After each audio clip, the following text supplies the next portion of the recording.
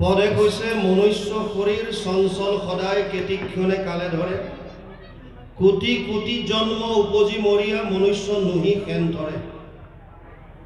প্ৰথম কৈছে মনুষ্য শৰীৰ চঞ্চল সদায় কেতিক্ষণে কালে ধৰে। মানুহৰ জন্মটোৰ বিষয়ে শাস্ত্ৰত কৰবাত কৈছে কচুপাতৰ পানী, কৰবাত কৈছে বিজুলীৰ চমক, কৰবাত কৈছে জলৰ ৰেখা, বিভিন্ন ধৰণে বৰ্ণনা কৰিছে এটা বস্তু বুজাবলৈ যে মানুহৰ শৰীৰটো স্থায়িত্বতা নাই, ই বিনাশী, ই অস্থায়ী, কাৰ কেতিয়া প্ৰাণ যায় কোনেও গম নাপায়। ভগৱানে গীতাত অৰ্জুনক কৈছে, হে অৰ্জুন, মানুহৰ জন্ম লোৱাৰ লগে লগে মৃত্যুটো নিশ্চিত হৈ থাকে। জাতস্য হি ধ্ৰুৱ মৃত্যু ধ্ৰুৱ জন্ম মৃতস্য চ তস্মাদ অপৰিহাৰ্যৰ্থে ন ত্বম সূচিতুম অৰ্হসি। জাতস্য হি ধ্ৰুৱ মৃত্যু, দ্বিতীয় অধ্যায় 27 নম্বৰ শ্লোক গীতা।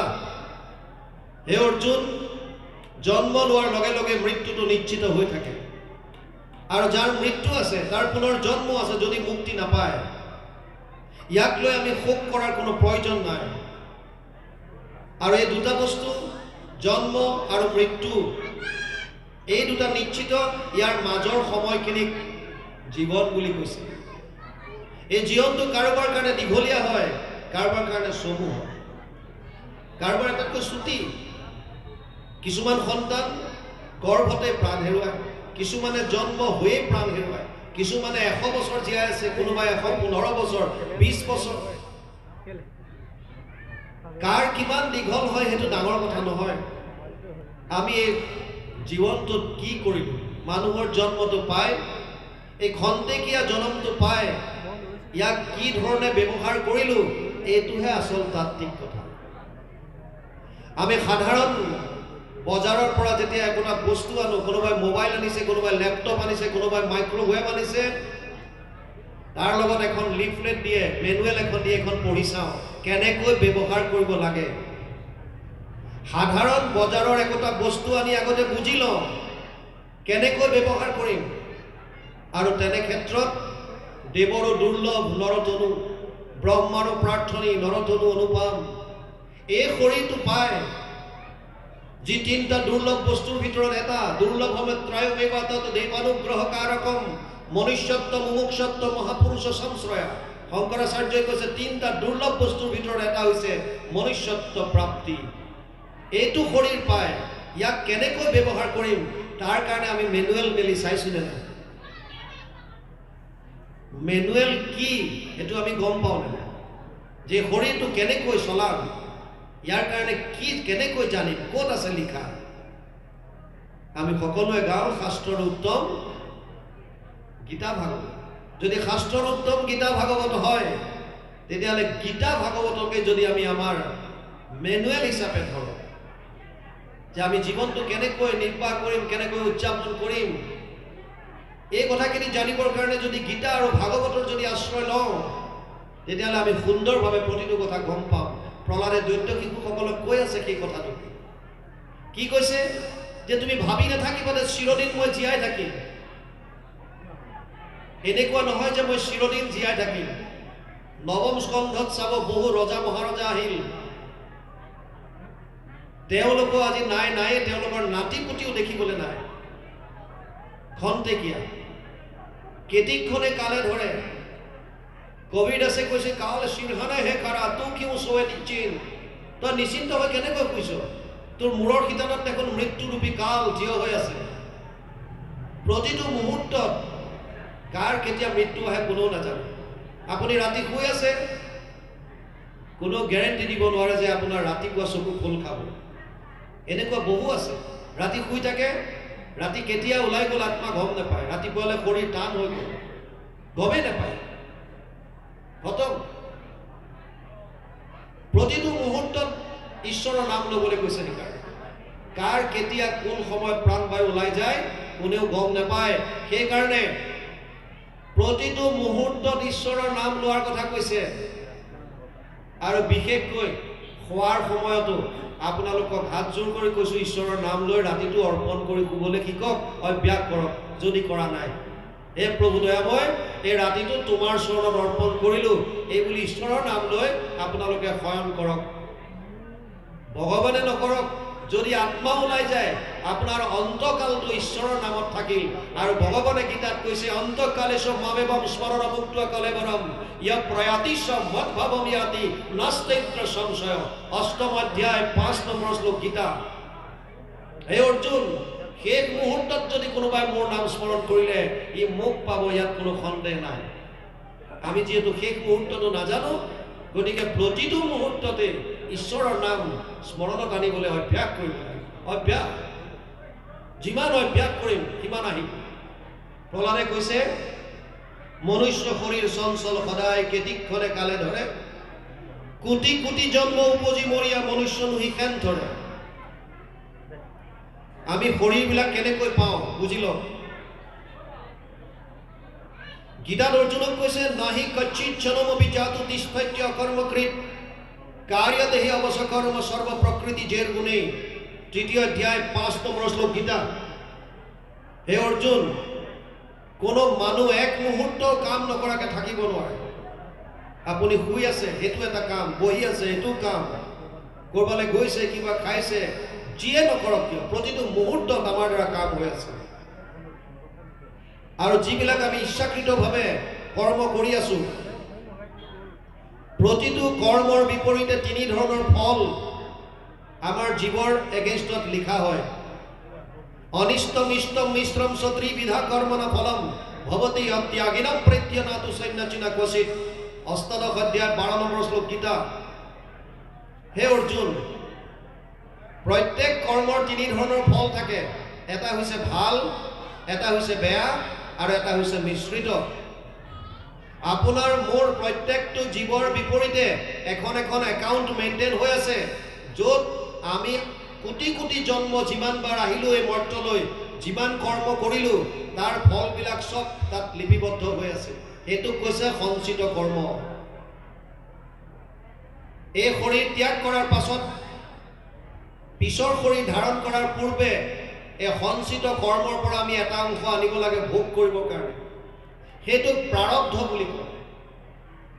যিটো অংশ আনো তাত যদি কেৱল পুণ্য আহিল, তেতিয়াহ'লে জীৱই স্বৰ্গ প্ৰাপ্তি কৰে, দেৱলোক পাব, দেৱতাৰ শৰীৰ পাব। কেতিয়ালৈকে থাকিব তাত? তে ত্বম ভুক্ত্বা স্বৰ্গলোক বিশালম ক্ষীণে পুণ্যে মৰ্তলোকম বিশন্তি। ৯ম অধ্যায় ২১ নম্বৰ শ্লোক গীতা। হে অৰ্জুন, জীৱ তেতিয়ালৈকে স্বৰ্গত থাকিব যেতিয়ালৈকে তাৰ পুণ্য থাকে। ভাগৱতে কৈছে পুণ্য ক্ষয় ভৈলে পুনো নৰকত মজয়। পুনৰ ৮৪ লাখ জনী ভ্ৰমণ কৰিব লাগিব। আৰু যদি প্ৰাৰব্ধত অকল পাপ আহিল তেতিয়া কৈছে অধোজনী। অধোজনী মানে কীট পতংগ, পোক পৰুৱা, জীৱ জন্তু এইবিলাক। আৰু জানি আচৰিত হ'ব, লাগিলে দেৱলোকত হওক, দেৱতনুৱে হওক, লাগিলে অধোজনীয়ে হওক, এই দুইটা জনী কেৱল ভোগৰ জনী। যিটো প্ৰাৰব্ধত লৈ আহিছোঁ এইটো ভোগ কৰিব পাৰিব, ইয়াত বাকী একো কৰিব পৰা ক্ষমতা আমাৰ নাই। সাধনৰ জনী কেৱল মনুষ্য জনী। মনুষ্য শৰীৰ কেতিয়া পাম? যেতিয়া প্ৰাৰব্ধত মিশ্ৰিত কৰ্ম আহিব। পাপ পুণ্যৰ মিশ্ৰণ কেতিয়া আহে? ১০০ কোটি জন্মান্তৰে হয় মহাভাগ নৰ শৰীৰক জীৱে তেৱে পাৱেলা। আৰু আমাৰ প্ৰাৰব্ধত পাপ পুণ্য মিশ্ৰিত অহাৰ কাৰণেই প্ৰত্যেকজন মানুহে জীৱনত সুখ আৰু দুখ দুইটা ভোগ কৰিবলগীয়া হয়। এনেকুৱা কোনো মানুহ নাই পৃথিৱীত যে অকল দুখত আছে, আৰু এনেকুৱা কোনো নাই যোনে ক'ব পাৰে যে মই কেৱল সুখত আছোঁ। অসম্ভৱ। দুইটা বস্তু আছে, সুখ আৰু দুখ। এই শৰীৰটো পোৱাটো অতি দুৰ্লভ।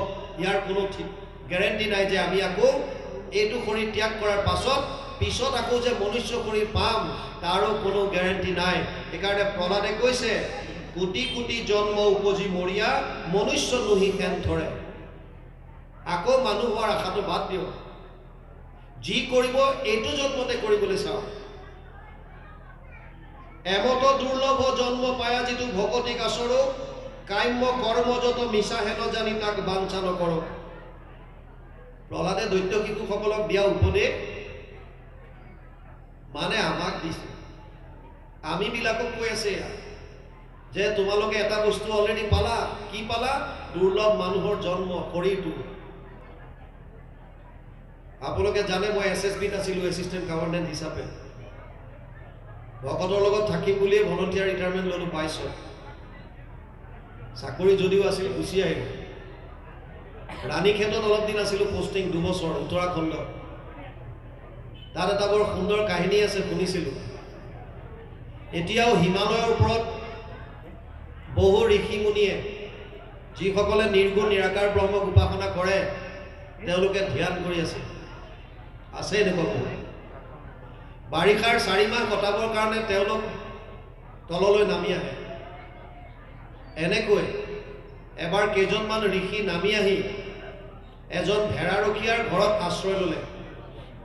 ভেড়াৰখীয়াটোৱে এই সন্ন্যাসী কেইজনক যিমান পাৰে শুশ্ৰূষা কৰিলে।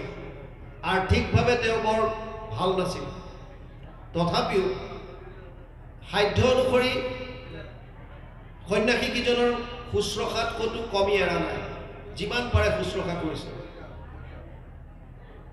এই সন্ন্যাসী কেইজনৰ হাতত এটা আপুৰুগীয়া মণি আছিল, পাৰসমণি বুলি কয়। ভাগৱতত ক'ৰবাত বহুমূলীয়া মণি বুজাবৰ কাৰণে চিন্তামণি ব্যৱহাৰ কৰিছে। চিন্তামণি, স্পৰ্শমণি এনেকৈ আহে। পাৰসমণি, এই মণিটো যদি লোহাত স্পৰ্শ কৰি দিয়ে, লোহাডাল সোণ হৈ যায়। মণিটো যদি লোহাত স্পৰ্শ কৰে, লোহাডাল সোণ হৈ যায়। এনেকুৱা এটা আপুৰুগীয়া মণি এই কেইজন সন্ন্যাসীৰ হাতত আছিল। আৰু তেওঁলোকে ভেড়াৰখীয়াৰ শুশ্ৰূষাত সন্তুষ্ট হৈ যোৱাৰ সময়ত ক'লে যে বোপাই, তুমি আমাক বহুত শুশ্ৰূষা কৰিলা, তোমাক এই মণিটো দিলোঁ, এই বছৰ তুমি ব্যৱহাৰ কৰা। এইটো পাৰসমণি, পাৰসমণি বুলি কৈ পেলাই দি থৈ গ'ল। আৰু ক'লে এই বছৰ তুমি ব্যৱহাৰ কৰা, অহা বছৰ বাৰিষা আমি যেতিয়া নামি আহিম আমাক ঘূৰাই দিবা। আৰু ভেড়াৰখীয়াটোৱে মণিটো ৰাখি থ'লে। এবছৰ পাৰ হ'ল, পিছৰ বাৰিষাৰ সময়ত যেতিয়া ঋষিকেইজন পুনৰ আহিল, তেওঁলোকে দেখা পালে যে ভেড়াৰখীয়াটোৰ আৰ্থিকভাৱে কোনো উন্নতি হোৱা নাই, আগৰ নিচিনাই আছে। তেওঁলোক আচৰিত হ'ল আৰু সুধিলে, কি তোমাক যে মণি এটা দিছিলোঁ, কি কৰিলা? ভেড়াৰখীয়াটোৱে কৈছে, কোনটো? সেই মণিটো নেকি, যিটো বিৰাট চিকচিকাই থাকে? বোলে সেই মণিটো। তুমি কৰিলা কি?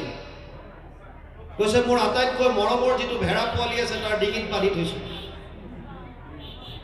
আপোনাৰ হাতত বহুমূলীয়া সম্পদ আছে, বস্তু আছে, যদি আপুনি ব্যৱহাৰ কৰিব নাজানে কি লাভ? আপোনাৰ ঘৰত গাড়ী আছে, আপুনি চলাব নাজানে। আপোনাৰ ঘৰত ল'ৰাই AC লগাই দিছে, আপুনি ৰিম'টৰে কেনেকৈ কৰে আপুনি নাজানে। আপোনাক TV লগাই দিছে, আপুনি কেনেকৈ ব্যৱহাৰ কৰে নাজানে। আপোনাক এটা মোবাইল আনি দিলে, আপুনি চলাব কেনেকৈ লাগে নাজানে। থাকি কি লাভ? যিটো শৰীৰ পাবৰ কাৰণে ব্ৰহ্মাই ইচ্ছা কৰে। ভাৰত বৰিষ ধন্য কলিযুগ হৰি হৰি হৰি হৰিয়ে, হৰি হৰি হৰি ব্ৰহ্মাৰ প্ৰাৰ্থনী নৰতনু অনুপাম, আমি গাই থাকোঁ। আৰু এই অনুপাম, নৰৰ অনুপাম যিটো দেহ, এই শৰীৰটো ব্ৰহ্মাই যাক বিচাৰি আছে, সেই শৰীৰটো আমি পোৱাৰ পাছতো যদি ব্যৱহাৰ কৰিব নাজানো, তেতিয়া কি লাভ? কি লাভ? ইয়াক সফল কৰাৰ উপায় হৈছে কৃষ্ণত ভকতি, একান্তভাৱে। কৃষ্ণত একান্তভাৱে শৰণ। আৰু সেইকাৰণে ইয়াত প্ৰহ্লাদে কৈছে, কেনেকৈ কৰিবা? এমত দুৰ্লভ জন্ম পায়া যিটো ভকতিক আচৰো, কাম্য কৰ্ম যত মিছা হেন জানি তাক বাঞ্ছা নকৰো। ভক্তিৰ কথাই কিয় ক'লে? আৰু দুটা মাৰ্গ আছিল। একাদশ স্কন্ধত ভগৱান কৃষ্ণই বৈকুণ্ঠ প্ৰয়াণৰ প্ৰাক মুহূৰ্তত উদ্ধৱে যেতিয়া সুধিছিল, হে প্ৰভু, তোমাক পাবৰ কাৰণে কি উপায় আছে, কেনেকৈ তোমাক পাব? ভগৱানে কৈছিল যে যোগ ত্ৰয়ময়ী প্ৰোক্তা নৰনম শ্ৰেয় বিধিচ্ছয় জ্ঞানম কৰ্মম চ ভক্তিম চ ন উপায় অন্যস্তি কুত্ৰাচিত। 11:20 একাদশ স্কন্ধ 20 অধ্যায় 6 নম্বৰ শ্লোক ভাগৱত। হে উদ্ধৱ, মোক পাবৰ কাৰণে 3টা মাৰ্গ আছে। এটা হৈছে কৰ্ম মাৰ্গ, য'ত যাগ যজ্ঞ পূজা পাতল, তাৰ দ্বাৰা মোৰ ওচৰলৈ আহিব পাৰি। এটা হৈছে জ্ঞান মাৰ্গ, য'ত মোৰ নিৰ্গুণ নিৰাকাৰ ৰূপ অৰ্থাৎ ব্ৰহ্মৰূপটোক ধ্যান ধাৰণা সমাধিৰ দ্বাৰা মোৰ ওচৰলৈ আহিব পাৰে।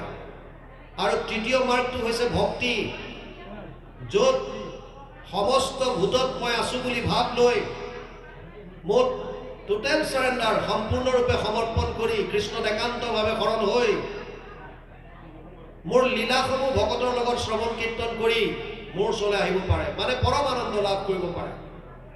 কিন্তু এটা কথা বুজি লওক, এই তিনিটা মাৰ্গ শাস্ত্ৰত উল্লেখ আছে, নাই বুলি কোনো ক'ব নোৱাৰে। কৰ্ম মাৰ্গো আছে, জ্ঞান মাৰ্গো আছে, ভক্তি মাৰ্গো আছে। কিন্তু ভগৱান কৃষ্ণই সিদ্ধান্ত কি দিছে সেইটো বুঝক। উদ্ধৱক কৈছে জ্ঞান কৰ্ম ভকতি কহিলো কৰি ভেদ, ভকতি পৰম পন্থ দিলো পৰিচ্ছেদ। হে উদ্ধৱ, আছেতো তিনিওটা মাৰ্গ মোৰ ওচৰলৈ আহিবলৈ, কিন্তু পৰম পথ হৈছে এটা, শ্ৰেষ্ঠ মাৰ্গ হৈছে এটা, এইটো হৈছে ভক্তি। কিয়?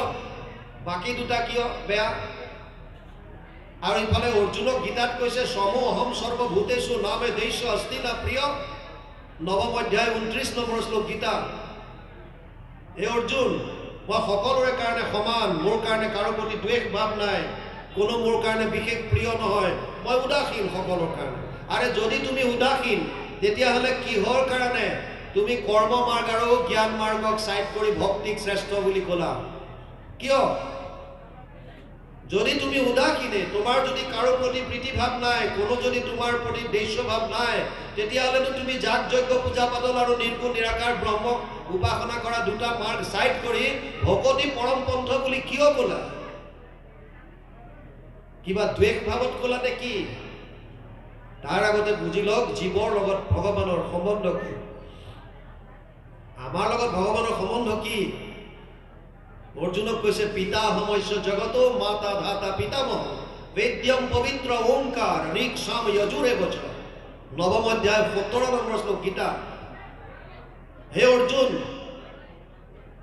মই সমস্ত জগতৰ পিতা, মই মাতা, মই পিতামহ, মই বেদৰ ওংকাৰ প্ৰণৱ, মই ঋগ্বেদ সামবেদ যজুৰ্বেদ, মই জ্ঞান মই। গতিকে যিজন আমাৰ পিতা, যিজন আমাৰ মাতা, যিজন আমাৰ পিতামহ, তেওঁ কি সন্তানৰ বেয়া চিন্তা কৰিব, অহিত চিন্তা কৰিব? কোন এনেকুৱা মাক বাপেক আছে যোনে সন্তানৰ অহিত চিন্তা কৰিব? কোনেও নকৰে। নিজৰ সন্তান যদি চোৰ ডকাইত হয়, বিপথেও পৰিচালিত হৈ আছে, তথাপিও মাক বাপেকে অহিত চিন্তা কৰিব নোৱাৰে। তেতিয়াহ'লে ভগৱানে আমাৰ কি অহিত চিন্তা কৰি পেলাই দুটা মাৰ্গ চাইড কৰি ভগৱতী পৰম পন্থ বুলি ক'লে নেকি? নহয়।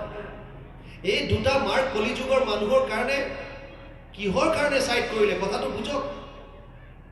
উদ্ধৱক কৈছে যাগ যজ্ঞ পূজা পাতল কৰাত আপত্তি একো নাই, কিন্তু মন্ত্ৰস্য পৰিজ্ঞাতম কৰ্ম সুধীৰ মদৰ্পণম ধৰ্ম সম্পদতে ষডভি অধৰ্মস্য বিপৰ্যয় 11, 21, 15 একাদশ স্কন্ধ 120 অধ্যায় 15 নম্বৰ শ্লোক ভাগৱত।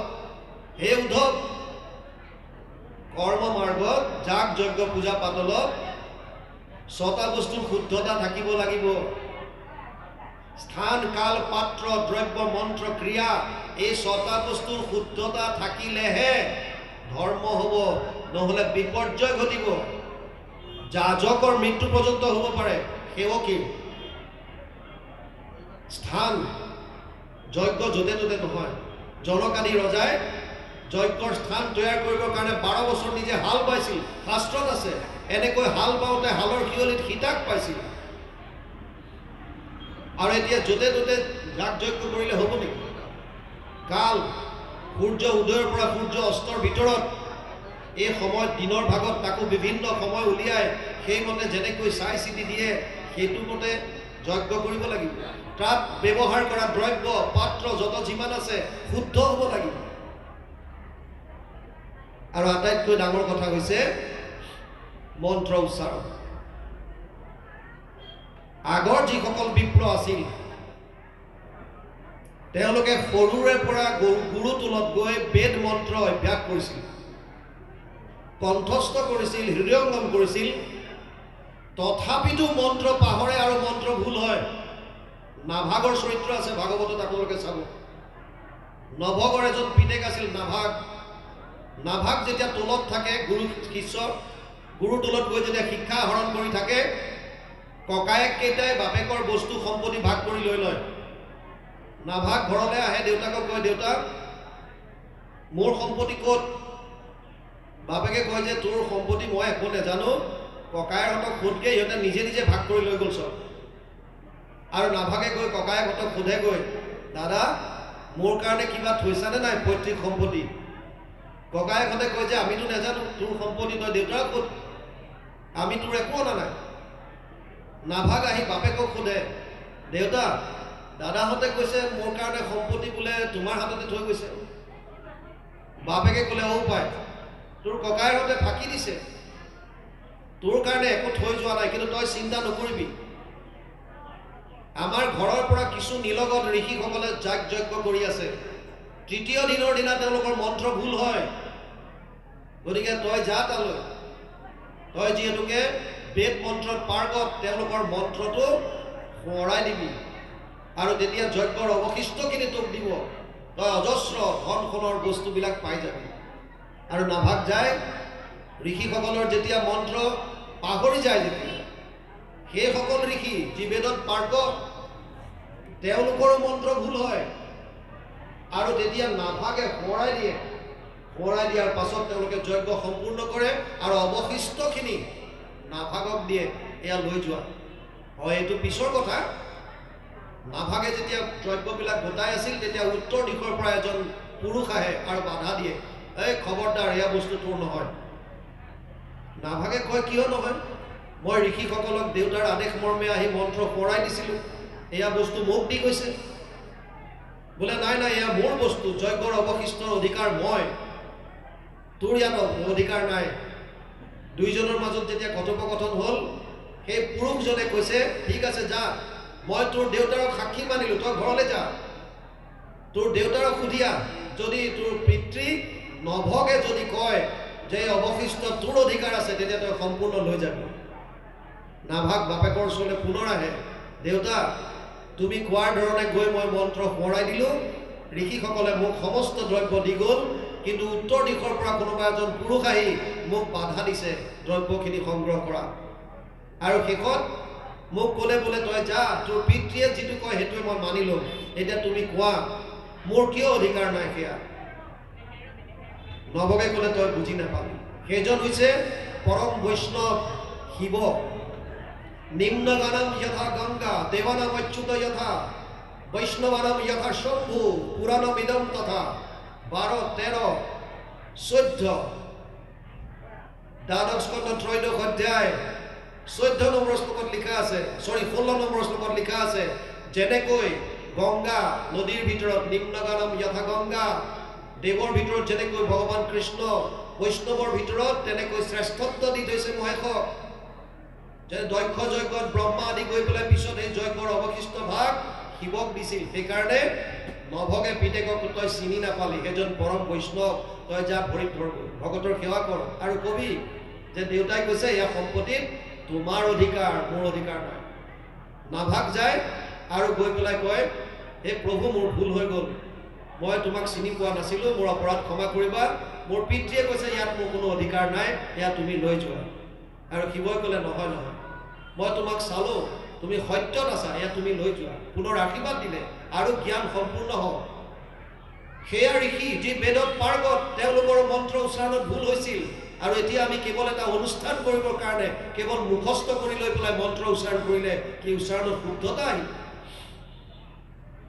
আৰু যদি মন্ত্ৰ ভুল হয় তস্তা মুনিয়ে ইন্দ্ৰক বধ কৰিবৰ কাৰণে বৃত্তাসুৰৰ হাতত যজ্ঞ কৰিছিল পূৰ্ণ আহুতিৰ সময়ত য'ত ক'ব লাগিছিল ইন্দ্ৰ শত্ৰু বিবৰ্ধন ইন্দ্ৰ শত্ৰু নিধন হওক মন্ত্ৰত খেলি মেলি লাগি গ'ল আৰু খঙৰ ভমকত ক'লে ইন্দ্ৰৰ শত্ৰু নিধন হওক ইন্দ্ৰস্য শত্ৰু বিবৰ্ধন আৰু তাৰ পৰিণতি আপোনালোকে জানে ইন্দ্ৰৰ হাতত বৃত্তাসুৰ বধ হ'বলগীয়া হ'ল গতিকে যাগ যজ্ঞ পূজা পাতলৰ প্ৰতি প্ৰভু ভগৱন্তৰ মনত দ্বেষ নাই কিন্তু আমি অধিকাৰী নহয় সেইকাৰণে আমাক কৈছে যে এইটো যিহেতুকে তোমালোক অধিকাৰী নহয় ইমানখিনি তোমালোকে মানিব নোৱাৰা গতিকে এই মাৰ্গটো চাইড কৰি থোৱা নিৰ্গুণ নিৰাকাৰ মাৰ্গ কিয় শংকৰাচাৰ্যই চতুষ্ঠয় সাধনাৰ কথা কৈছে যোগ্য মাত্ৰ হ'বৰ কাৰণে জ্ঞান মাৰ্গত যাবলৈ যোগ্যতা থাকিবৰ কাৰণে চতুষ্টয় সাধনাৰ কথা দিছে। তাত কেইটামান মাত্ৰ কথা বুজি লওক, যিটো আমাৰ কাৰণে সম্ভৱে নহয়। শান্ত, দান্ত, তিতিক্ষা, উপৰতি। প্ৰথম কৈছে মনৰ ওপৰত সংযম, দ্বিতীয়ত কৈছে ইন্দ্ৰিয়ৰ ওপৰত দমন, তৃতীয়ত কৈছে সহনশীলতা গুণ, চতুৰ্থত আছে বিষয়ৰ ওপৰত উঠিব পৰা। এই চাৰিটা কোৱালিটি আমাৰ কাৰ আছে? অৰ্জুনৰ দৰে মহাপুৰুষে কুৰুক্ষেত্ৰৰ যুদ্ধৰ প্ৰাক মুহূৰ্তত ভগৱানৰ ওচৰত স্বীকাৰ কৰি গৈছে, চঞ্চলম হি মন কৃষ্ণ প্ৰমথি বলৱৎ দৃঢ়ম তস্যাহম নিগ্ৰহম মন্যে বায়ুৰিব সুদুষ্কৰম। ষষ্ঠ অধ্যায় 34 নম্বৰ শ্লোক গীতা। হে ভগৱান, হে সখা, মোৰ মনটো বহুত চঞ্চল। মই যদি বায়ুকো প্ৰতিৰোধ কৰিব পাৰোঁ, মই মনক কণ্ট্ৰল কৰিব নোৱাৰোঁ। আৰু ভগৱানে মানিছে অসংশয় মহাবাহু মন দুৰ্নিগ্ৰহম চলম অভ্যাসেনতু কৌন্তেয় বৈৰাগ্যেন সুগীচ্যতে। ষষ্ঠ অধ্যায় 35 নম্বৰ শ্লোক গীতা। অসংশয়, এই সখী, ইয়াত কোনো সন্দেহ নাই যে মনটো নিগ্ৰহ কৰা অতি কষ্টকৰ। অৰ্জুনৰ দৰে যি নৰনাৰায়ণৰ নৰৰূপে অৱতাৰ, সেইজনৰো যেতিয়া মনৰ ওপৰত সংযম নাই, আপোনাৰ মোৰ মনৰ ওপৰত কি সংযম? নিৰ্গুণ নিৰাকাৰ আমাৰ কাৰণে নহয়। আমি SSBত জইন কৰিছিলোঁ 93 জম্মু কাশ্মীৰ এখন জংঘল এক্সাৰচাইজত আমাক এৰি দিছিল। ট্ৰেইনিং কৰিব লাগে, জংঘলত থাকিব লাগে, তাত যি পাওঁ খাই বৈ নিজক জীয়াই ৰাখিব লাগে। আৰু জংঘলত ঘূৰি ফুৰোঁতে এটা গুফাৰ ওচৰত এজন মানুহ লগ পাইছিল। মানুহজনক সুধিলোঁ যে আপুনি জংঘলৰ মাজত অকলে অকলে কি কৰিছে? মানুহজনে ক'লে, গুফাটোত দেখিছে? বোলো দেখিছোঁ। ইয়াত এজন সন্যাসীয়ে 12 বছৰ তপস্যা কৰিছিল, নিৰ্গুণ নিৰাকাৰ ব্ৰহ্মক উপাসনা। কিন্তু তেওঁ বহুতখিনি শক্তি আহৰণ কৰিলে। ব্ৰহ্মক সাক্ষাৎ পোৱাৰ প্ৰাক মুহূৰ্তত এজনী ছোৱালীৰ সংস্পৰ্শত আহিল আৰু যিখিনি শক্তি আহৰণ কৰিছিল সমস্ত শক্তি হেৰুৱাবলগীয়া হ'ল। আমি ক'লো চাব পাৰিমনে সোমাই? বোলে অন্ধকাৰ ভিতৰত। বোলো চাবলৈ ইচ্ছা কৰিছে, অকণমান পোহৰৰ ব্যৱস্থা কৰি আমাক ভিতৰলৈ নিলে। টুল এখনত সেই ঋষিজনৰ ফটোখন আছে, যিজনে 12 বছৰ ধ্যান কৰিছিল। আমি নিজে দেখি অহা কথা। আৰু যেতিয়া আমি ওলাই আহিলোঁ জংঘলৰ পৰা, কাষৰ গাঁৱত যেতিয়া সুধিলোঁ এই বিষয়লৈ, যে ভিতৰত এনেকুৱা এজন মানুহ লগ পাইছিলোঁ গুহা এটাৰ সন্মুখত, আৰু আমাক ক'লে তাৰ ভিতৰত 12 বছৰ এজন ঋষিয়ে তপস্যা কৰিছিল। এই কথাখিনি শুদ্ধ নে কেনেকুৱা, কি কথা? আমাক কৈছিল যে ছাৰ চব শুদ্ধ কথা কৈছে, এটা কথা আপোনাৰ পৰা লুকুৱাইছে। বোলো কোনটো? কৈছে যিজন ঋষি কৈ আছে সেইজন ঋষি তেওঁ নিজেই, বেলেগ কোনো নহয়। সেইজনেই 12 বছৰ তাত ধ্যান কৰিছিল, এইটো সত্য।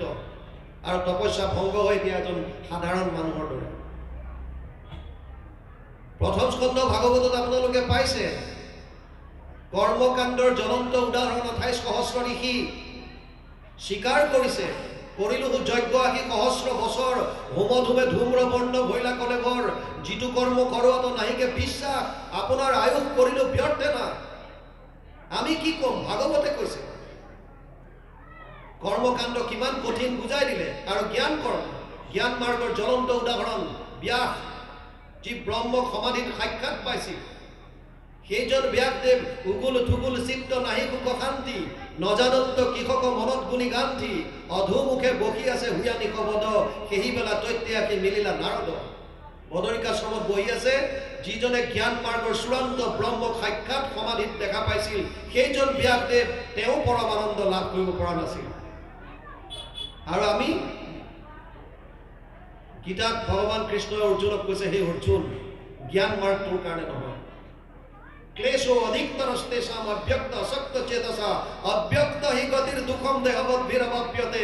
12 অধ্যায় 5 নম্বৰ শ্লোক গীতা। বহুত কষ্ট। ক্লেশো অধিকতৰস্তেষাম, অব্যক্ত, যাক আমি দেখা নেপাওঁ, কেনেকৈ চিন্তা কৰোঁ। গতিকে এই দুটা মাৰ্গ আমাক চাইড কৰি দিলে। কিয় দিলে? ভক্তি। হৰি নাম কীৰ্তনত নাহি স্থান কাল পাত্ৰ নিয়ম সংযম একো বিধি, একো নাই। ভকতৰ সুবিধা মতে কেৱল ঈশ্বৰৰ নাম লোৱা বছ হৈ গ'ল। আপুনি লেটিনত বহিও কৃষ্ণ কৃষ্ণ কৈ থাকক, কোনে মানা কৰিছে? স্থান কাল একো নাই, আপুনি মাত্ৰ কৃষ্ণৰ নাম লওক। সেইকাৰণে ইয়াত কৈছে এমত দুৰ্লভ জন্ম পায়া যিটো ভকতিক আচৰণ, কাম্য কৰ্ম যত মিছা হেন জানি তাক বাঞ্ছা নকৰ। কাম্য কৰ্ম, কৰ্মৰ বিভিন্ন ভাগ আছে ইয়াত তিনিটা বস্তু বুজি লওক এটা হৈছে কাম্য কৰ্ম এটা হৈছে কৰ্তব্য কৰ্ম আৰু এটা হৈছে নিষিদ্ধ কৰ্ম এই তিনিটা মাত্ৰ আজি বুজি লওক কাম্য কৰ্ম কোনবিলাক যিবিলাক আমাৰ কামনাৰ পৰা উৎপন্ন হয় ইন্দ্ৰিয়ৰ প্ৰীতি সাধিবৰ কাৰণে আপুনি শুই থাকিবলৈ মন কৰিছে কাম্য কৰ্ম কৰ্তব্য আছে আপুনি কৰবালৈ যাব লাগে নাই মন কৈছে শুই আছো মন গ'ল মই এফালে ওলাই গ'লো মন গ'ল মই বহি আছো মন গ'ল টিভি চাই আছো মন গ'ল মোবাইলটো লৈ আছো কামনাৰ পৰা উৎপন্ন যিমানবিলাক ই শাস্ত্ৰসন্মত নহয় কৰ্তব্য সেইবিলাক কৰ্তব্য কৰ্ম দুই ধৰণৰ এক হৈছে আত্মাৰ বাবে কৰা এক হৈছে শৰীৰটোৰ বাবে কৰা ধৰ্মক দুই ধৰণে ভাগ কৰিছে বুজি লওক এটা হৈছে শৰীৰৰ ধৰ্ম এইটো শাৰীৰিক ধৰ্ম বুলি কয় কৰ্তব্য দুটা ভাগ আৰু এটা হৈছে আত্মাৰ ধৰ্ম এইটো আধ্যাত্মিক ধৰ্ম বুলি কয় শৰীৰৰ ধৰ্ম কোনবিলাক শৰীৰটোৰ লগত সম্বন্ধিত ব্যক্তি বা বস্তুৰ প্ৰতি শাস্ত্ৰসন্মত যিমানখিনি কৰ্তব্য কৰণীয় কৰ্ম আছে সেইখিনি শাৰীৰিক কৰ্ম বুলি কোৱা হৈছে কৰ্তব্য আত্মাৰ সদ্গতিৰ কাৰণে আত্মাই পৰম আনন্দ লাভ কৰিবৰ কাৰণে শাস্ত্ৰসন্মত যিখিনি কৰ্ম এইখিনিক আধ্যাত্মিক কৰ্ম বা আধ্যাত্মিক ধৰ্ম নাম দিয়া হৈছে অৰ্জুনক কৈছে গীতাত নিয়তম কুৰু কৰ্ম ত্বম কৰ্ম জ্যায়হি অকৰ্মণ শৰীৰ যাত্ৰা বিচ্যতে ন প্ৰসিদ্ধে নকৰ্মণি দ্বিতীয় অধ্যায় 8 নম্বৰ শ্লোক গীতা হে অৰ্জুন তই তোৰ কৰ্তব্য কৰ্ম নিজে কৰ আৰু যদি কৰ্তব্য কৰ্ম নকৰ এদিন তোক শৰীৰটোৱে লগ নিদিয়া হ'ব আজি বৰ্তমান সমাজত আমাৰ অসমীয়া সমাজ বিশেষকৈ বেছিভাগ আমি কৰ্ম বিমুখ হৈ গৈছো পৰিশ্ৰম কৰিবলৈ টান পোৱা হ'ল বহুখিনি আগলৈ যদি চাওঁ পুৰণা ইয়াত যিসকল জ্যেষ্ঠ লোক আছে তেওঁলোকে স্কুল যোৱাৰ আগত অফিচ যোৱাৰ আগত নিজৰ বাৰীত নিজৰ পথাৰত তেওঁলোকে নিজৰ কৰ্ম কৰিছিল পৰিশ্ৰম কৰিছিল শাৰীৰিক পৰিশ্ৰম কিন্তু বৰ্তমান আমাক ইজি আৰ্নিং লাগে সহজতে সুলভতে পোৱা পৰিশ্ৰম কৰা বাদ দিছোঁ শাস্ত্ৰৰ যিবিলাক বিধি যিবিলাক নিয়ম যিবিলাক পালন কৰিবলৈ দিছে যিবিলাক আমাৰ কৰ্তব্য সেইখিনি আমি পালন কৰাত ব্যৰ্থ হৈছোঁ কৰবাত এজন মানুহৰ কাৰণে কৰ্তব্য বেলেগ বেলেগ হ'ব পাৰে আপুনি যদি এগৰাকী শিক্ষয়িত্ৰী বা শিক্ষক স্কুলত আপোনাৰ কৰ্তব্য হৈছে শিক্ষা দান কৰা কিন্তু সেইজন ব্যক্তিয়ে যেতিয়া ঘৰলৈ আহিব তেওঁ কাৰোবাৰ পিতৃ কাৰোবাৰ স্বামী তেওঁৰ কৰ্তব্য হৈছে সন্তানক লালন পালন কৰা তেওঁৰ পত্নীৰ কাৰণে কৰিবলগীয়া কাম কৰা শাস্ত্ৰসন্মত এইটো তেওঁৰ কৰ্তব্য তেওঁ যদি এখন সমাজৰ নাগৰিক গতিকে সমাজৰ প্ৰতি তেওঁৰ কৰ্তব্য আছে তেওঁ এখন দেশৰ নাগৰিক দেশখনৰ প্ৰতি কৰিবলগীয়া কৰ্তব্য আছে শাৰীৰিক আধ্যাত্মিক আত্মাৰ কাৰণে কি কৰিছো এই যে অনুষ্ঠান আমি শ্ৰৱণ কীৰ্তন কৰিছো এই আধ্যাত্মিক ধৰ্ম আৰু ভগৱান কৃষ্ণ ইয়ালৈকে অৰ্জুনক গ্যাৰান্টি দিছে যদি কিবা কাৰণত আধ্যাত্মিক কৰ্ম কৰাৰ সময়ত শাৰীৰিক কৰ্মত যদি ব্যাঘাত জন্মিল আৰু তাৰ পৰা যদি তোৰ জীৱনত কিবা পাপো হয় তই চিন্তা নকৰিবি অহম সৰ্ব পাপেভ্যো মোক্ষয়িষ্যামি মা শুচ অষ্টাদশ অধ্যায় 66 নম্বৰ শ্লোক হে অৰ্জুন আধ্যাত্মিক ধৰ্ম কৰাৰ ক্ষেত্ৰত যদি শাৰীৰিক কৰ্মত কৰবাত ব্যাঘাত জন্মিল তই যদি কিবা কৰিব নোৱাৰা কাৰণে তোৰ পাপ হৈ গ'ল তই চিন্তা নকৰিবি মই তোক সমস্ত পাপৰ পৰা উদ্ধাৰ কৰি লৈ আহিম তাৰ মানে মানুহৰ জন্মৰ মূল উদ্দেশ্য হৈছে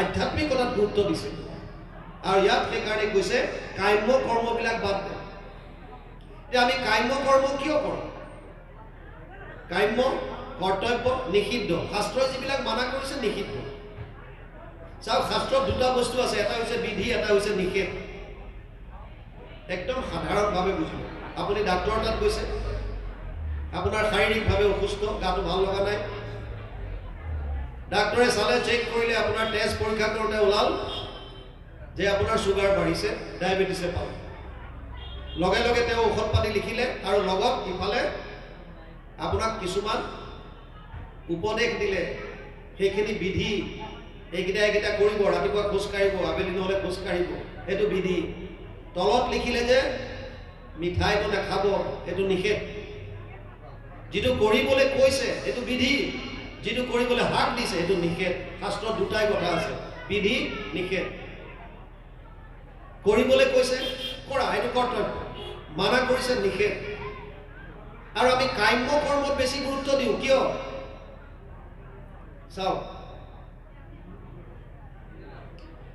পৃথিৱীত 900 কোটিৰ ওপৰত মানুহ আছে কাৰো লগত কাৰো মিল নাই বৈষম্যতাৰে ভৰা এখন সংসাৰ আমাৰ ইজনৰ লগত সিজনৰ কাৰো মিল নাই অলপ অলপ পাৰ্থক্য সেইকাৰণে আমি চিনি পাওঁ এজন অমুক এজন তমুক এজন তমুক আনকি জানি আচৰিত হ'ব যে আমাৰ এই আঙুলিৰ চাপকেইটা এইকেইটাও কাৰো লগত কাৰো নিমিলে সেইকাৰণে আঙুলিৰ চাপ দিবলগীয়া হয় আধাৰ কাৰ্ড উলিয়াওঁতে বা বুঢ়া আঙুলিৰ চাপ দিবলগীয়া হয় LTI বা RTI বুলি কয় যে বেংকত এইখন জেগাও কাৰো লগত কাৰো নিমিলে ইমান বৈষম্যতাৰে ভৰা এইখন সংসাৰ কিন্তু এটা বস্তু মিল আছে ইয়াত আমাক সকলোকে আনন্দ লাগে কীট পতংগ জীৱ জন্তুৰ পৰা বুলি চোৰ ডকাইতৰ পৰা বুলি ৰজা মহাৰাজলৈকে সবকে এটা বস্তুৱে লাগে এটা বস্তুৰ পিছতে আমি দৌৰি আছো সেইটো হৈছে আনন্দ আনন্দ লাগে সকলোকে ইয়াত কোনো দ্বিমত নাই এই আনন্দটো পাবৰ কাৰণেই আমি কাম্য কৰ্মবিলাক কৰিছো কিয় কাৰণ আমি গম পোৱা নাই আনন্দটো আচলতে আছে ক'ত প্ৰথম বুজক আনন্দ কিয় লাগে সবে আনন্দ কিয় বিচাৰিছে কাৰণ আমি পৰম আনন্দৰ অংশ আমি মূললৈ যাব বিচাৰিছো মামেবংশ জীৱলোকে জীৱভূত সনাতন পঞ্চদশ অধ্যায় 7 নম্বৰ শ্লোক গীতা অৰ্জুনক কৈছে হে অৰ্জুন যিমান জীৱ আছে সব মোৰ অংশ আৰু ভগৱান কোন সহজানন্দ স্বৰূপানন্দ হৃদয়ানন্দ প্ৰেমানন্দ সচ্চিদানন্দ চিদানন্দ সদানন্দ আনন্দই আনন্দ ৰসো বৈষ্ণৱ ভগৱান আনন্দ স্বৰূপ আৰু পৰম আনন্দৰ অংশ হলো আমি গতিকে আমি আমাৰ মূললৈ যাব বিচাৰি আছো তাৰ মানে আমাক আনন্দ লাগে কিন্তু ডাঙৰ কথা হৈছে এতিয়া আনন্দটো পাম ক'ত এই বস্তুটো আমি বুজি পোৱা নাই এই যদি তত্ত্বটো গম পাই যাওঁ তেতিয়াহ'লে আমাৰ প্ৰায়বিলাক মানুহৰ দৃষ্টিকোণ সলনি হৈ যাব আমি আনন্দটো ক'ত বিচাৰি আছো তিনিটা মূল তত্ত্ব আছে ভগৱান মায়া জীৱ আমি হৈছো জীৱ আমাক আনন্দ লাগে আনন্দ বিচৰাৰ জেগা আছে দুটা এটা হৈছে ভগৱান আৰু এক হৈছে তেওঁৰ মায়াৰ সংসাৰ মানে মায়া এই দুটাৰ মাজত কোনোবা এটা আনন্দ আছে ক'ত পাম এতিয়া আনন্দটো জানিবৰ কাৰণে দুইটা বস্তুৰ বিষয়ে বুজিব লাগিব আচলতে ভগৱানটো কি আৰু মায়ানো কি মায়াৰ বিষয়ে চতুশ্লোকী ভাগৱতত প্ৰভু ভগৱানে ব্ৰহ্মাক কৈ থৈছে 4টা শ্লোকত ভাগৱত দিছিল যি বিস্তাৰ কৰিছে 18,000লৈ দ্বিতীয় শ্লোক চতুশ্লোকী ভাগৱতৰ ঋতেৰ্থে যৎ প্ৰতীয়ত ন প্ৰতীয়ত চাত্মানি তদ বিদ্যাদাত্মনো মায়া যথা ভাসো যথা তমঃ 2:34 দ্বিতীয় স্কন্ধ 9ম অধ্যায় 34 নম্বৰ শ্লোক ভাগৱত তাত কৈছে গুৰুজনে অনুবাদ কৰিছে পানীৰ দৰে ভাষাৰে মায়াৰ বিষয়ে দ্বিতীয় স্কন্ধ ভাগৱত অবস্তুক দেখাওয় বস্তুক আৱৰি এইকে মোহৰ মায়া জানা নিষ্ট কৰি নাথাকিতো যেন দেখি চন্দ্ৰমা দুধয় থাকিতো ৰাহুক যেন কেহু নেদেখয় সেই মতে মায়া আৰ কৰি ঈশ্বৰক আশাৰ বিষয় সদা দেখাওয় জীৱক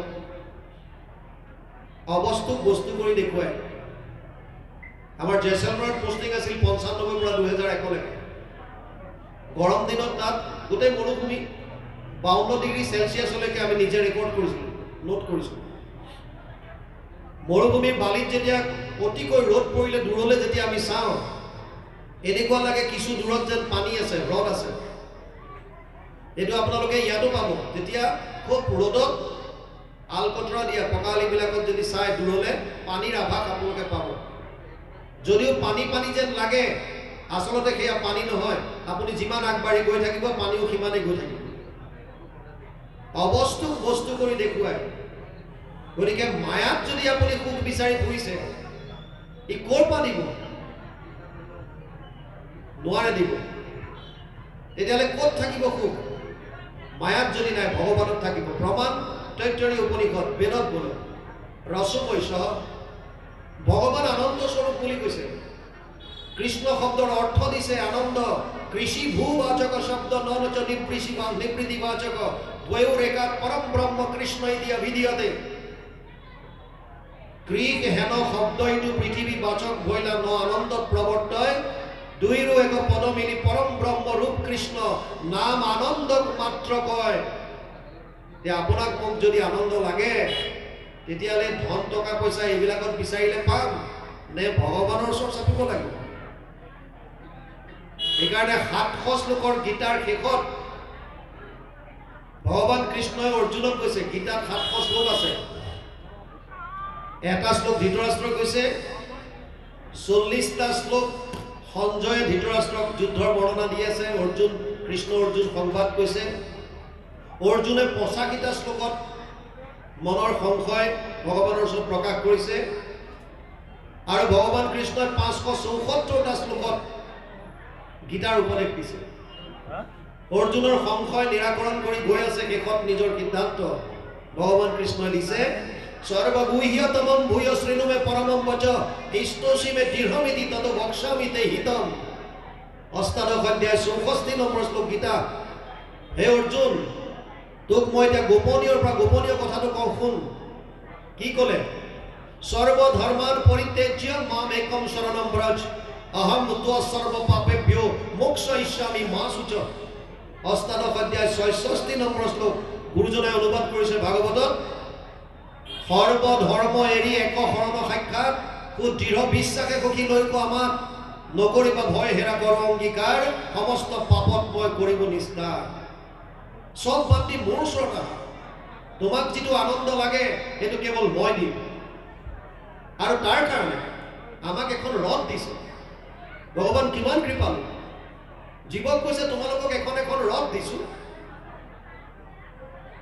আত্মানাম ৰথিনাম বিদ্ধি শৰীৰম ৰথমেবতু বুদ্ধিম তু সাৰথিম বিদ্ধি মন প্ৰগ্ৰহেমেবতু ইন্দ্ৰিয়ানাম হয়েনাম বিষয়ান্তেষু গোচরান আত্মা ইন্দ্রিয়ে মনোযুক্ত ভোক্তা ইতি অভিধীয়তে কথোপনিষদ 1:3:1:3:4 আত্মানাম ৰথিনাম বিদ্ধি এখন ৰথ আমাৰ শৰীৰটোক এখন ৰথ বুলি কৈছে শৰীৰম ৰথমেবতু ইয়াত যিজন বহি আছে ৰথী এজন আত্মা এই ৰথখনত ৰথীজন হৈছে আত্মা আৰু সাৰথী কোন বুদ্ধি গাড়ীখন কোনে চলাইছে বুদ্ধিয়ে যোনফালে নিব বিচাৰে কাৰ সহায়ত ঘোঁৰাকেইটা ইন্দ্ৰিয় ঘোঁৰাকেইটাক কৈছে ইন্দ্ৰিয় ঘোঁৰাৰ লেগাম কাৰ হাতত দিলে মন লেগামডাল হৈছে মন তাৰ মানে জ্ঞানেন্দ্ৰিয় কৰ্মেন্দ্ৰিয় 10টা ইন্দ্ৰিয়ৰ পৰা কণ্ট্ৰোল কৰি আছে মনটো হৈছে লেগাম মনক কণ্ট্ৰোল কৰিছে বুদ্ধি হৈছে সাৰথী আৰু শৰীৰটো এখন ৰথ ইয়াত বহি আছে আত্মা ৰথী ৰূপে এতিয়া ঘোঁৰাকেইটাই যোনফালে লৈ গৈছে এইফালে আত্মা গৈ আছে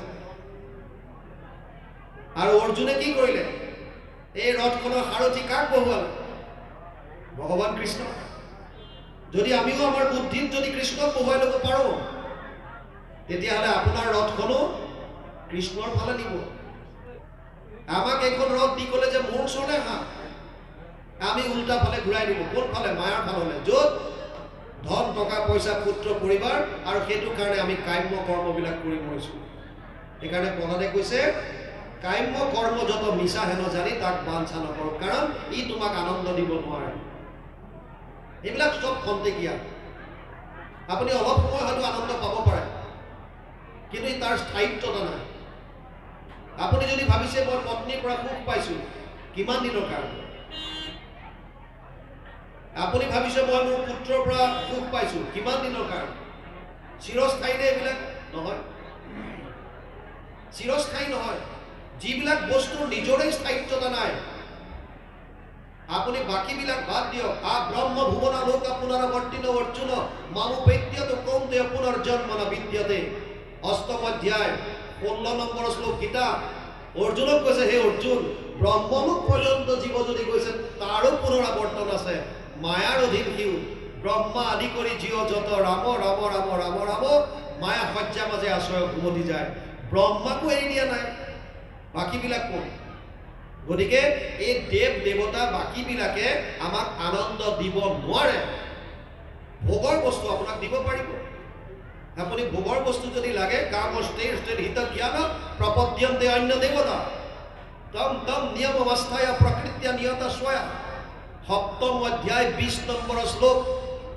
অৰ্জুনক কৈছে, হে অৰ্জুন, যাৰ জ্ঞান কামনা বাসনাৰ দ্বাৰা হৰণ কৰি লৈ গ'ল, সেইবিলাকে অন্য দেৱ দেৱতাৰ ওচৰলৈ যায়। আমি কোৱা কথা নাই, গীতা সপ্তম অধ্যায় 20 নম্বৰ শ্লোকত লিখা আছে। আৰু লগতে এইটোও কৈ থৈছে, যিবিলাক য়ম য়ম তনুম ভক্তা শ্ৰদ্ধয়া অৰ্চিতুম ইচ্ছসি তস্যা তস্যা অচল শ্ৰদ্ধা তামেব বিদ্যাম্যহম। সপ্তম অধ্যায় 21 নম্বৰ শ্লোক। যিবিলাক মানুহৰ যোনবিলাক দেৱ দেৱতাৰ প্ৰতি মন আকৃষ্ট হয়, মই তেওঁলোকৰ মনটো আৰু বঢ়াই দিওঁ যে আৰু যা সিহঁতৰ ফালে গৈ থাক সিহঁতৰ ফালে। গতিকে আনন্দ আপুনি নাপায়, ভোগৰ বস্তু পাব পাৰে। এই দেৱ দেৱতাৰ পৰা যিটো ফল পায়, তেওঁলোকে যিখিনি বস্তু দিয়ে সেয়াও আকৌ ভগৱানে দিয়ে। ভগৱানেহে তেওঁলোকৰ দ্বাৰা দিয়া ভোগৰ বস্তু। গতিকে যিজন বৃক্ষৰ মূল, আমি তেওঁক ধৰিলে হ'ল। ইয়াত প্ৰহ্লাদে কৈছে, কাম্য কৰ্ম যত মিছা হেন জানি তাক বাঞ্ছা নকৰক, তেতিয়াহ'লে কি কৰিম? প্ৰহ্লাদে সুন্দৰ উপদেশ দিছে, বিষ্ণুৰ চৰণ স্মৰণ নকৰে পুৰুষৰ লাভ নাই, যিমান শকতি হৰি সুমৰক মনুষ্য জন্মে সদায়। মানুহৰ জন্মৰ যদি কিবা মুখ্য যদি কাম আছে, বিষ্ণুৰ চৰণ স্মৰণত আনিবৰ কাৰণে শ্ৰৱণ কীৰ্তন মুখ্য। সেইকাৰণে গুৰুজনাই শ্ৰৱণ কীৰ্তনক দিলে। প্ৰহ্লাদে কৈছিল দৈত্য শিশুসকলক নৱবিধ ভক্তিৰ কথা। শ্ৰৱণম কীৰ্তনম বিষ্ণু স্মৰণম পাদসেৱনম অৰ্চনম বন্দনম দাস্যম সাক্ষ্য আত্মনিবেদনম। 7-5-23 সপ্তম স্কন্ধ 5ম অধ্যায় 23 নম্বৰ শ্লোক ভাগৱত। যদিও নৱবিধ ভক্তিৰ কথা কৈছে, গুৰুজনাই তাৰ মাজতো আকৌ দুটাক শ্ৰেষ্ঠত্ব দিছে। যদ্যপি ভগতি নৱবিধ মাধৱৰ শ্ৰৱণ কীৰ্তনত অহন্ত শ্ৰেষ্ঠতৰ। কিয়? শ্ৰৱণ কীৰ্তন কৰি থাকিলেই স্মৰণটো আপোনাৰ আহি থাকিব। মুখে বোলা ৰাম, হৃদয়ে ধৰা ৰূপ, এতেকে মুকুতি পাইবা কহিলো স্বৰূপ। স্মৰণত আহিব দিব। আৰু সেইকাৰণে ইয়াত কৈছে, বিষ্ণুৰ চৰণ স্মৰণত পৰে পুৰুষৰ লাভ নাই। কিয় বিষ্ণুৰ কথাই ক'লে? বেলেগ দেৱ দেৱতাবিলাকৰ কথা কিয় কোৱা নাই? অকল বিষ্ণুৰ কথা কিয় ক'লে? কাৰণ দেৱতা আৰু আৰাধ্য দেৱ বা ইষ্টদেৱ, তাৰ মাজত পাৰ্থক্য আছে। ভগৱান কোন, কাৰ ওচৰত আমি শৰণ ল'ম, এই বিষয়ে একাদশ স্কন্ধত নিমি নৱসিদ্ধ সংবাদত পিপ্পলায়নে নিমি ৰজাক বৰ সুন্দৰভাৱে বুজাই দিছে। তেওঁ কৈছে, সৃষ্টি স্থিতি প্ৰলয়ৰ হেতু যিটো দেৱ, পৰম ঈশ্বৰ তান্তবিনে নাহি কেৱ। স্বপ্ন জাগৰণ যিটো গভীৰ নিদ্ৰাত সমাধিত সাক্ষী ৰূপে থাকন্ত সাক্ষাৎ সচেতন কৰা দেহ প্ৰাণ ইন্দ্ৰিয় জীৱক ভুঞ্জান্ত নানাবিধ বিষয়ক পৰমাত্মা বুলি তাক কহে মুনিগণ, এইটো পৰম তত্ত্ব জানিবা ৰাজন। আমাৰ আৰাধ্য কোনজন? যিজন সৃষ্টি স্থিতি প্ৰলয়ৰ হেতু যিটো, যাতকে আৰু শ্ৰেষ্ঠ কোনো নাই। গীতাত ভগৱানে নিজ মুখে অৰ্জুনক কৈছে, হে অৰ্জুন, মত্ত পৰতৰম নান্যত কিঞ্চিদস্তি ধনঞ্জয় মই সৰ্বমিদম প্ৰোতম সূত্ৰে মণিগণাইব। সপ্তম অধ্যায় 7 নম্বৰ শ্লোক গীতা। হে অৰ্জুন, মোতকে শ্ৰেষ্ঠ আৰু কোনো নাই। যেনেকৈ এধাৰী মালাত মণিবিলাক সূতাডালত গাঁঠি থোৱা থাকে, তেনেকৈ সমস্ত জীৱ এধাৰী মালাৰ দৰে মোৰ লগত গাঁঠ খাই আছে। সপ্তম অধ্যায় 7 নম্বৰ শ্লোকত ভগৱানে নিজে কোৱা কথা, অকল কোৱা নাই, একাদশ স্কন্ধত বিশ্বৰূপ দৰ্শন কৰি দেখাই দিছে।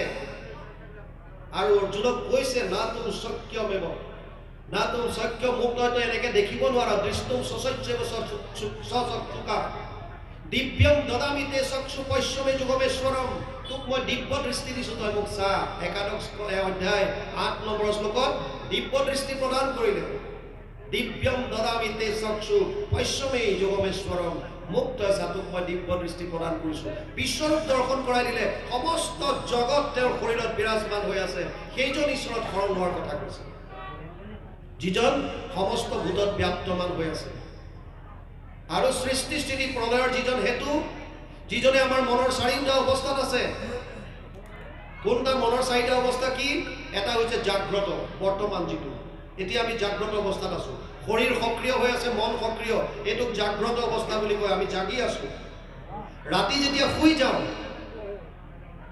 কেতিয়াবা কেতিয়াবা মনটো যদিও শৰীৰটো যদিও নিষ্ক্ৰিয় হয় মন যদি সক্ৰিয় হৈ থাকে মনলৈ বিভিন্ন ধৰণৰ চিন্তা আহে বা মনটোৱে লিংগ দেহাৰ লগত বিভিন্ন ঠাইত ভ্ৰমণ কৰে তেতিয়া আমি সপোন দেখো যাক স্বপ্ন অৱস্থা বুলি কৈছে আপুনি শুই আছে বিছনাত কিন্তু আপুনি দেখিছে গুৱাহাটী পালেগৈ দিল্লী পালেগৈ কৰবাত পালেগৈ কেনেকৈ সম্ভৱ দ্বিতীয় অৱস্থা হৈছে গভীৰ নিদ্ৰা ৰাতি কেতিয়াবা শুই আছো আপুনি পিছদিনা উঠি কয় কালি 10টা বজাত যি পঢ়িলো আৰু ৰাতিটো গম নাপাওঁ ৰাতিপুৱা 6টাতহে মই সাৰ পাইছোঁ আপুনি যদি গমেই নাপায় কেনেকৈ গম পালে যে আপুনি গম নাপায় আপুনি গম নাপাওঁ বুলি কেনেকৈ গম পালে এইটোতো ডাঙৰ কথা আপুনি 10টাত শুই গ'ল ৰাতিপুৱা 6টাত সাৰ পালে আপুনি কৈছে কালি ৰাতিটো মই গম নাপাওঁ আপুনি গম নাপাওঁ বুলি কেনেকৈ গম পালে আপুনিতো শুই আছিল তাৰ মানে তেতিয়াও কোনোবা এজন সাক্ষী ৰূপে আছে উপদ্ৰষ্টা অনুমন্তা চ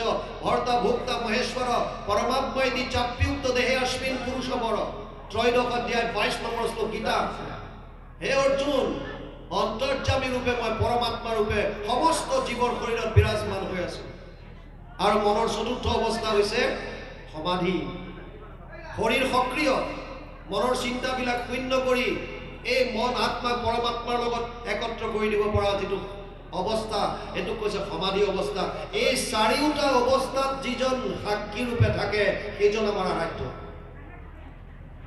আৰু যিজনে সচেতন কৰা দেহ প্ৰাণ ইন্দ্ৰিয় এজন মানুহৰ মৃত্যু হলে আমি যেতিয়া গম পাওঁ ৰাতিপুৱা যে আজি অমুক বাপজনা ৰাতিপুৱাই গ'ল আমি হাতত দাখন লৈ যাওঁ দাহ নমস্কাৰ আৰু গৈ পাওঁ যে ভুলকে খবৰ দিলে মানুহজনটো যোৱা নাই চোতালত শুৱাই থৈছে ওপৰত বগা কাপোৰ এখন দি থৈছে অথচ সবেই চাই চাই কৈ আছে বেচেৰাটো কালি সন্ধিয়া কথা পাতিছিলোঁ আজি ৰাতিপুৱাই গ'ল আৰে গ'ল কোন এজনটো শুই আছে সবেই চাই চাই কৈ আছে কালি বেচেৰাটোৰ লগত সন্ধিয়া কথা বতৰা পাতিছিলোঁ আজি 4টাতে গ'ল পুৱাই গ'ল গ'ল কোন একে হাত একে ভৰি একে মুখ একে শৰীৰ চব পৰি আছে বগা কাপোৰ দি ঢাকি থৈছে তাৰ মানে তেতিয়া তেওঁৰ চেতন শক্তিটো নাই যি আত্মাৰূপে ইমান দিন সোমাই সচেতন কৰি ৰাখিছিল আৰু আত্মা য'ত আছে তাত পৰমাত্মা বিৰাজমান হৈ আছে যেনেকৈ শৰীৰটো চৈতন্য কৰিবৰ কাৰণে আত্মা আছে তেনেকৈ য'ত আত্মা আছে তাত পৰমাত্মা আছে লাগিলে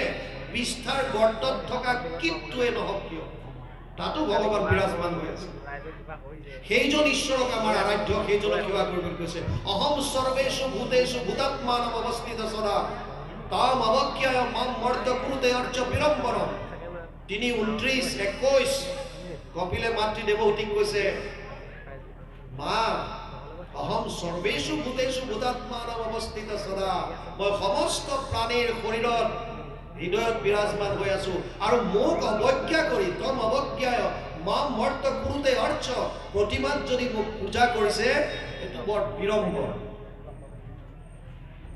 সমস্ত ভূতত মই আছো সৰ্বক্ষণে মোহক অৱজ্ঞা আদি কৰে যিটো জনে বেদমন্ত্ৰে প্ৰতিমাত কৰে অৰ্চন নাহি কিছু ফলতাৰ হবে বিৰম্বন কপিলে মাতৃ দেৱহূতিক কৈছে 3:29-21 সংস্কৃত শ্লোকৰ অনুবাদ তাৰ মানে আমাক গুৰুজনাই কৈছে সেইজনৰ ওচৰত শৰণ লোৱা যিজন সমস্ত ভূতত ব্যাপ্তমান হৈ আছে চৈতন্য হিচাপে আছে আমাৰ হৃদয়তে বিৰাজমান হৈ আছে ইয়াত এইকাৰণে প্ৰহ্লাদে ক'লে বিষ্ণুৰ চৰণ স্মৰণত পৰে পুৰুষৰ লাভ নাই তেওঁৰ 3টা অৱস্থা প্রবর্তান্ত যেখানে ইন্দ্রিয় সমস্তক পরমাত্মা বলিতেবে কহে মাধব।